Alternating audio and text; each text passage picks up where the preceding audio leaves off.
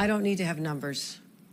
I don't have to have a data point to say that this is going to all I know is I have a responsibility to the people of this state to have sensible gun safety laws. I don't need data to see what's best for you. Welcome back, folks. So after the Supreme Court ruled that states like New York could not decide who was allowed to exercise their constitutional right to defend themselves or whatever other needs they wanted it for, the Democrats in the state, not caring about pesky little things like data and statistics or even common sense, they mobilized quickly to ensure that the only ones who are going to be able to carry weapons in the state are criminals. Joining us now to discuss is a former prosecutor, constitutional law attorney, and Newsmax contributor, Ameer Benno. All right, Ameer, especially today, loving the background as always. This is really ridiculous to me. I've seen them now impose 16 hours of training, 2 hours of ranges, access to your social media, periodic and random background checks at will of the New York the New York powers that be. Also, background checks on potentially your spouse, domestic partner, or anybody else you live with. What do you make of this crazy town? Yeah, first of all, happy 4th of July weekend and great tie. I agree with you completely about this. I mean, what Hochul did on this is essentially take the ruling that just came down from the Supreme Court and ignore it. They said, first of all, that you don't have to show anything beyond a generalized need for self-defense to carry outside of your home. Right. You have a constitutional right to do that.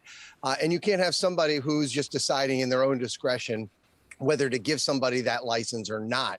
She's now gone above and beyond and said, we are going to still allow people to exercise discretion in giving out these licenses. She says that people have to meet a standard of good moral character, whatever that is. It's really undefined.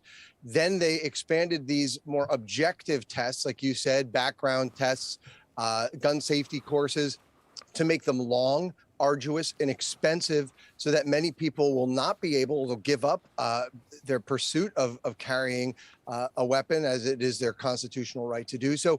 In so many different ways, Carl, the Democrats in the state have just completely thumbed their nose at the Supreme Court and the Second Amendment. Yeah, so Amir, I want to get to that too, because they've made all types of caveats there. Basically, anywhere a child might go, like a zoo or anything else, we're not talking about schools. You already can't carry guns in schools nationally. However, unless these are certain circumstances, but zoos, public areas where children congregate, they're saying that those are all sensitive places. Now, hypothetically, if there was somebody that had a name that rhymed with Carl Higbie, and I have a permit in Connecticut to carry lawfully as well as many other states, and I can't carry in New York, I have applied for my New York permit. What legal grounds do you think someone like me or anybody else would have to go back to the Supreme Court and say, look, I work in Manhattan, I'm trying to carry my gun lawfully, I lawfully carry it in 38 other states right now, why can't I carry it in Manhattan? Do you think the Supreme Court might come back and say either reciprocity or constitutional carry, we tried to give New York a chance, and they're not doing it?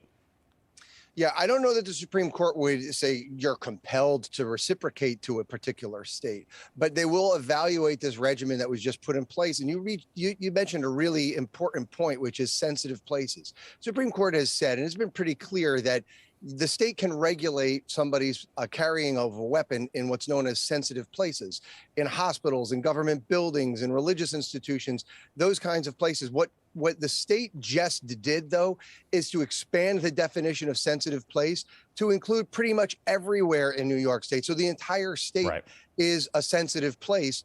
So the exception swallows the rule. She said, sidewalks, places of public assembly.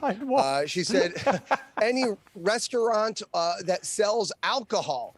And if you are a private establishment and you don't want somebody to carry a weapon, you don't have to do anything. But if you think that people should be allowed to exercise their Second Amendment rights on your property, you have to affirmatively put up a sign saying concealed weapons welcomed here, which is going to chill people from doing that, because in today's political climate, many businesses don't want to do that. And if you fail to do that and somebody is found with a weapon on your property, they can be prosecuted for a felony. All of these things are unconstitutional.